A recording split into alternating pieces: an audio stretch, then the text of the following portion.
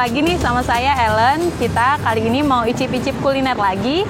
Saat ini saya sudah berada di Alas Cobek, sebuah restoran yang ada di Bandar Lampung, tepatnya di Jalan Walter Monginsidi nomor 66. Nah, di hadapan saya ini udah ada makanan-makanan yang spesial dari Alas Cobek. Kita lihat dulu dari tampilannya nih. Ini cukup unik karena disajikan di atas alas cobek loh. Jadi kita mau cobain makan dengan sensasi dari atas cobeknya. Sebelumnya aku mau kenalin makanannya satu persatu nih. Yang ini itu nasi campur bebek, cobek. Kemudian yang ini ada ayam bakar sambal pedas. Terus yang terakhir nih ada ayam campur puyuh cobek. Nah, kita mau cobain satu persatu. Aku mau cobain yang dari ini dulu. Karena ini tuh nasi campur bebek cobek, jadi tuh di cobek ini tuh udah lengkap banget. Ada yang pertama ada tentunya bebeknya, kemudian ada sayur juga di sini, ada sayur kangkung, ada lalapannya tuh timun, kemudian ada juga teri sama kacang. Terus ada telur bebeknya dan tentunya sambal. Oke, kita mau cobain langsung aja ya.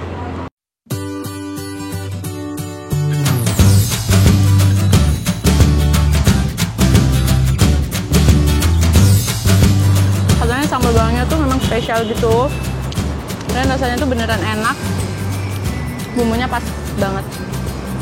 Bebeknya gurih, empuk, dan nggak alot gitu loh. Terus untuk nasi campur ini tuh udah lengkap gitu, nggak perlu harus pesen nasi lagi, pesen sayur lagi, karena di satu alas cobek ini udah lengkap banget. Ini ada ayam bakar sambal pedas. Kelihatannya aja udah menggoda banget.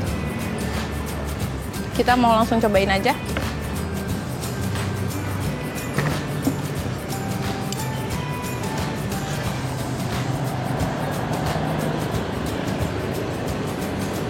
Ini ayamnya empuk banget. Dicongkel dikit aja langsung bisa misah. Kira-kira sepedas apa?